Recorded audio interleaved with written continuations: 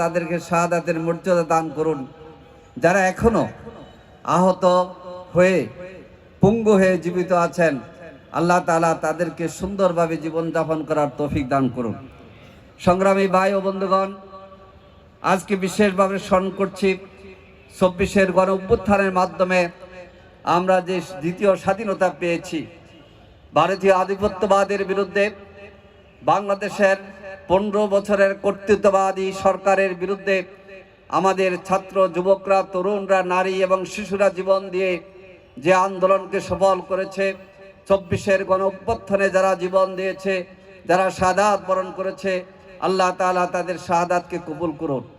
যারা এখনো আহত অবস্থায় আছেন, যারা এখনো চিকিৎসাধীন আছেন, আল্লাহ তাআলা তাদেরকে দ্রুত সুস্থতার নিয়ামত দান করুন। যারা এই গণ অভ্যুত্থানে ভূমিকা পালন করেছেন, আমাদের ছাত্র জনতা, নারী পুরুষ নির্বিশেষে শ্রমিক জনতা, সকলের অবদানকে আমরা শ্রদ্ধা ভরে স্মরণ করছি। প্রিয় ভাই এবং বন্ধুগণ, ফেব্রুয়ারি মাসে জাতীয় নির্বাচন, কিন্তু এর আগে আমরা দাবি জানিয়েছি এই জাতীয় নির্বাচনের ক্ষেত্র তৈরি করেছে ২৪-এর গণ অভ্যুত্থান। ছাত্র জনতার গণ অভ্যুত্থানকে স্বীকৃতি দেওয়ার জন্য জুলাই জাতীয় সনদ তৈরি হয়েছে। সরকার জুলাই জাতীয় সনদের সংবিধান আদেশ জারি করেছে, কিন্তু একটি মহল জুলাই জাতীয় সনদ গণভোটে আইনে পরিণত হোক এটা চায় না। আজকে যুবকদের সামনে আমরা বলতে চাই, জুলাই জাতীয় সনদের সংবিধান আদেশ ঘোষিত হয়েছে।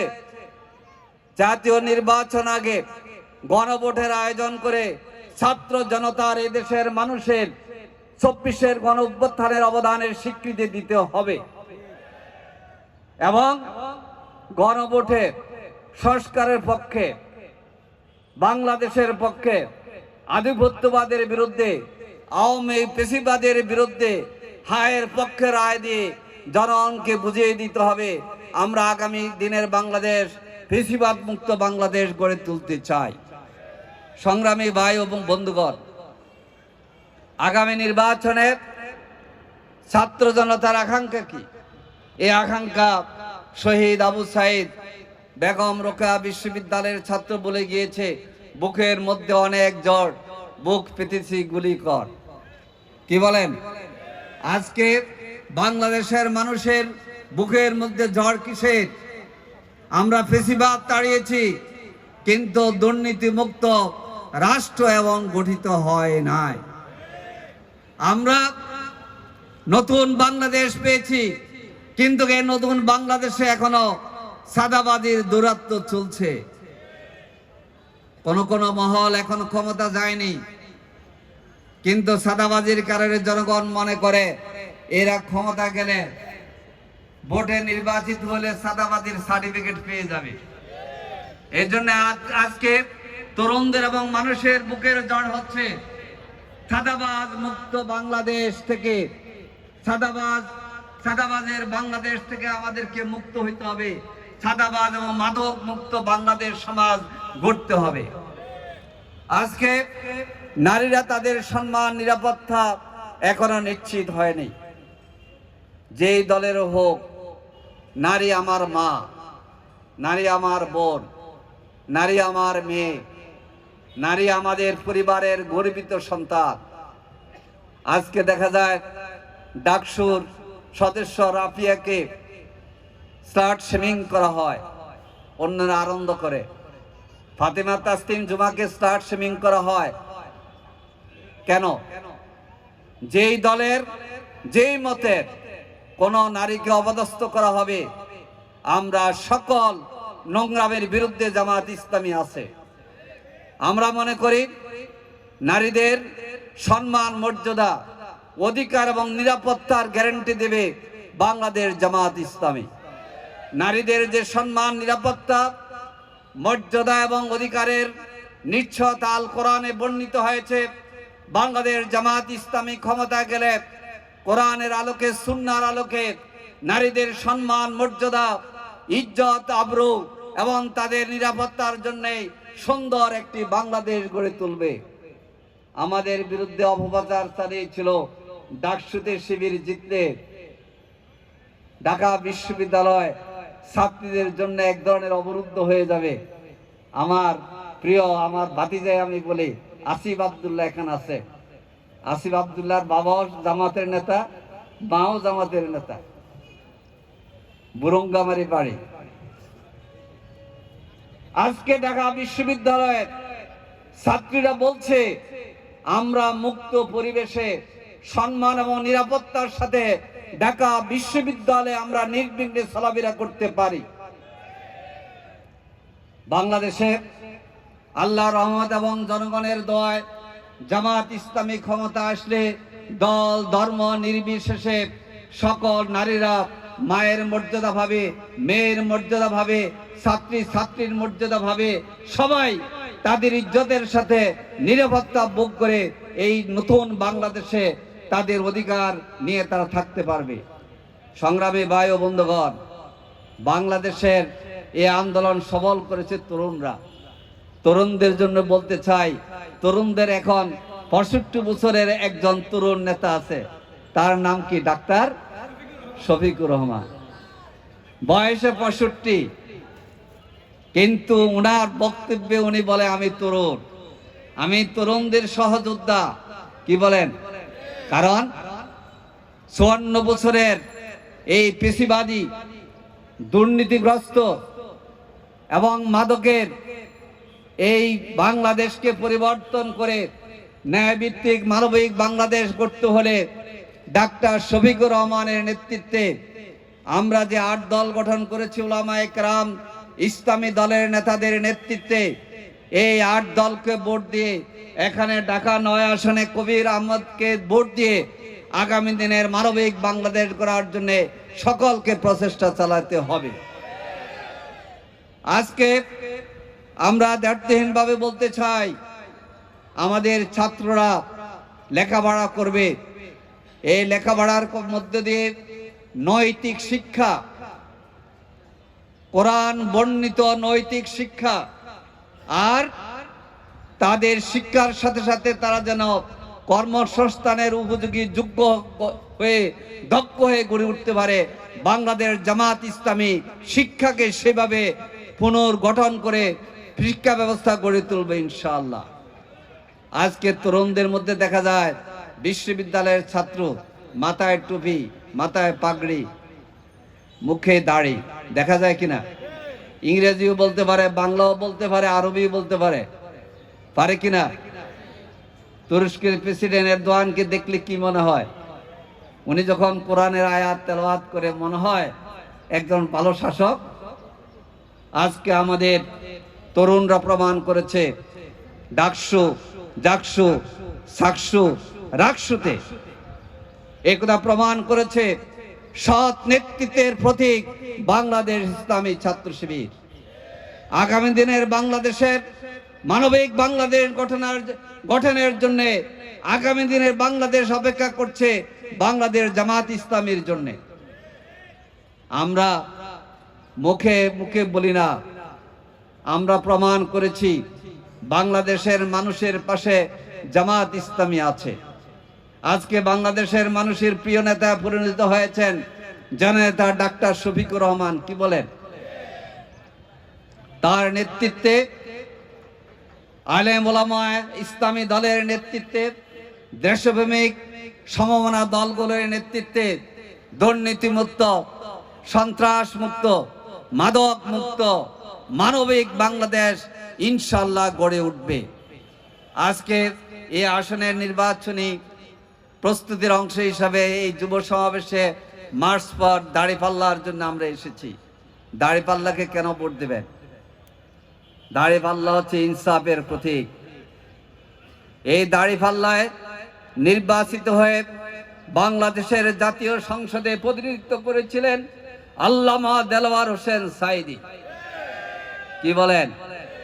জাতীয় সংসদে মাথা ঝুঁকিয়ে প্রবেশ করার রীতির বিরুদ্ধে মাননীয় স্পিকার বলে কথা বলেছিলেন আল্লামা দেলোয়ার হোসেন সাঈদী।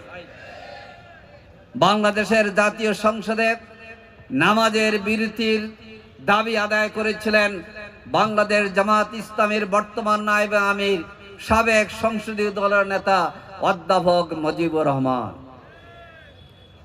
বাংলাদেশের মন্ত্রী হয়, দুর্নীতি করে না। বাংলাদেশে এমপি হয়, বিদেশের ঘরবাড়ি তৈরি করে না। এই প্রমাণ দিয়েছে বাংলাদেশ জামাত ইসলামের মন্ত্রী এবং এমপিরা। গতকাল ঝিনেদা থেকে একজন আমাদের সংসদ সদস্য প্রার্থী এসেছিলেন।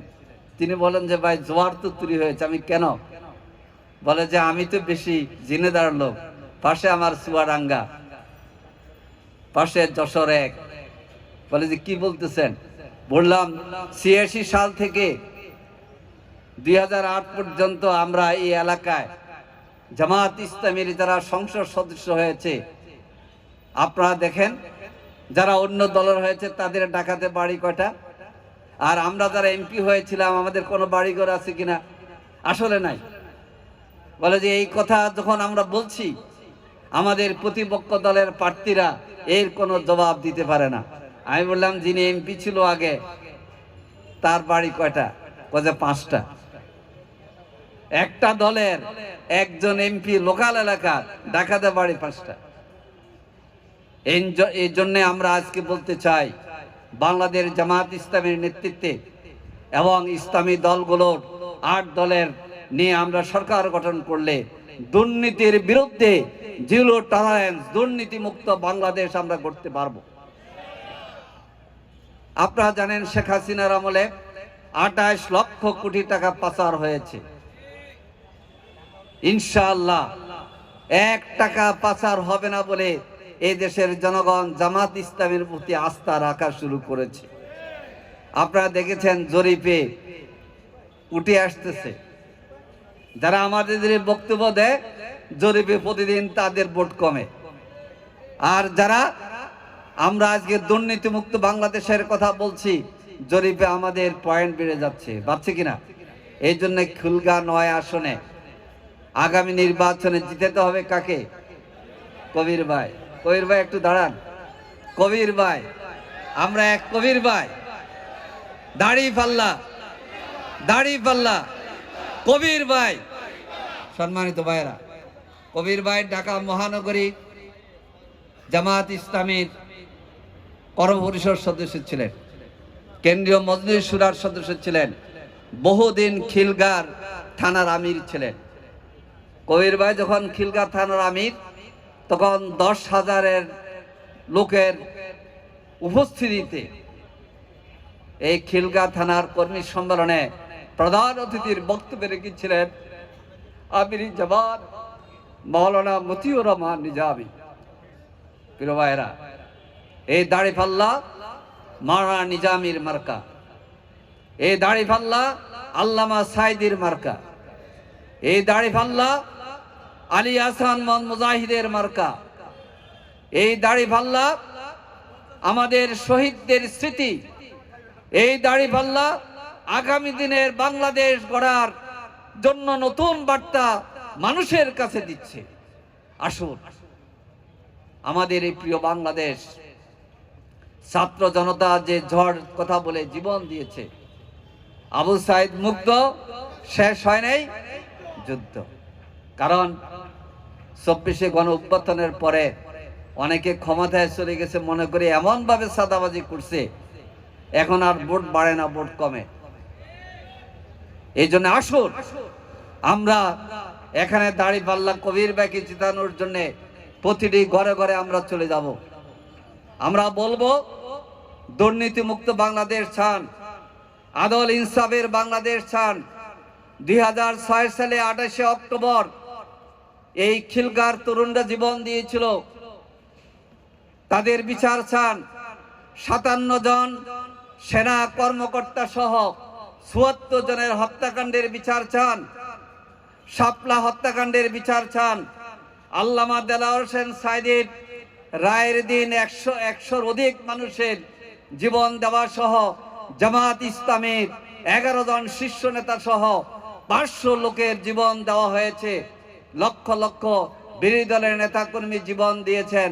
এদের বিচার কি আমরা চাই?